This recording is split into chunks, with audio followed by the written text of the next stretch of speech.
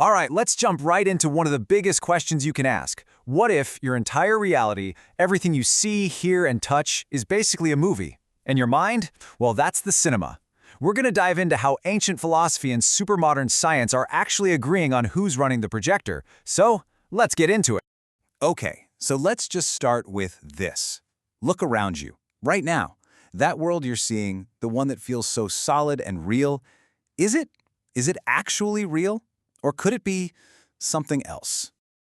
People have been wrestling with this question for literally thousands of years.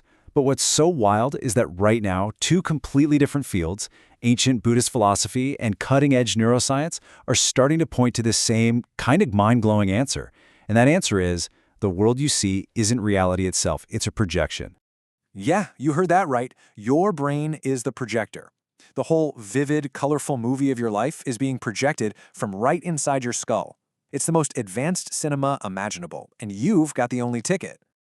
So, to really get our heads around this, we actually need to rewind the clock, way back. Because long before anyone had even heard of a neuron, philosophers were already drawing up the blueprints for this exact idea.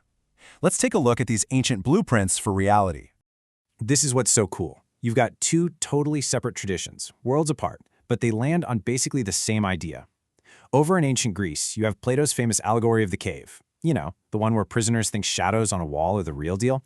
And then, in Buddhist philosophy, you have this concept of Maya, the idea that our world is this super convincing illusion, something that feels real but doesn't actually have a solid existence on its own. They're both getting at the same thing. What you see is not what you get. It's not the whole story. Okay, so if our reality is a movie, what's the film it's being projected from? Well, Buddhist philosophy calls this shunyata, which translates to emptiness. But, and this is a huge but, it doesn't mean a big, empty nothing, not at all. It's more like the raw, unexposed film reel in our cinema. It's this state of pure, limitless potential. It's the blank canvas from which everything, literally everything, can be painted. And there's this quote from the Diamond Sutra that just nails it.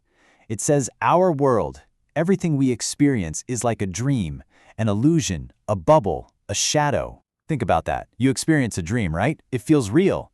Until you wake up, it's there, but it's not solid. It's temporary. And boom. This is where ancient wisdom smashes right into modern science. If shunyata is the unexposed film reel, then what's the lens of the projector? It's our neurons. They are the incredibly complex lens that takes all that raw, limitless potential and focuses it, sharpens it, and projects it into the movie we call reality, with all its colors, sounds, and solid objects. So, if our brains really are projectors, it leads to a pretty wild question, doesn't it? What if we could become the projectorist? What if we could get our hands on the hardware and actually start hacking our own consciousness?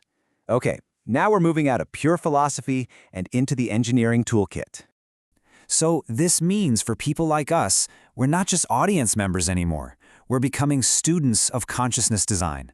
The goal isn't just to sit back and watch the movie. Nope. The new goal is to get in the booth, pop open the projector, and start upgrading the heck out of it. And the craziest part, we're already building the toolkit. Seriously. First up, you've got bioengineering. We're talking about tools like CRISPR that can let us literally design new neurons with new abilities. Then there's neurotechnology. Think brain-computer interfaces, BCIs, that plug our minds directly into machines. And if you want to look even further down the road, some people are talking about quantum engineering, messing with the tiny structures inside our neurons to tap into the fundamental nature of reality itself.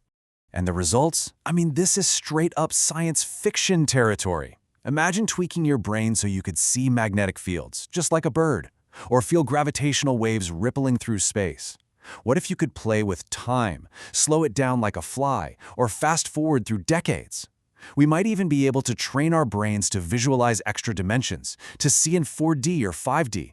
We'd finally be breaking out of our little 3D box. And listen, this isn't some far-off thousand-year fantasy. The roadmap is actually getting clearer. In maybe the next 50 years, we'll probably have neurointerfaces that give us new senses, seeing in infrared, hearing in ultrasound. Give it 100 or 200 years, and we could have engineered brains that let us just switch between different realities, like changing a channel.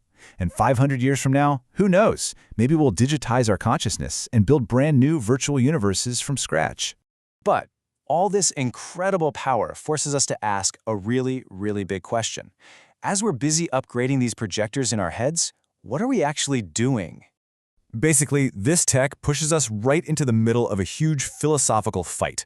On one side, you have the materialists. They say consciousness is just a fancy byproduct of our brain's computing power. If they're right, all we're doing is creating better, more convincing illusions, more sophisticated shadows on the wall.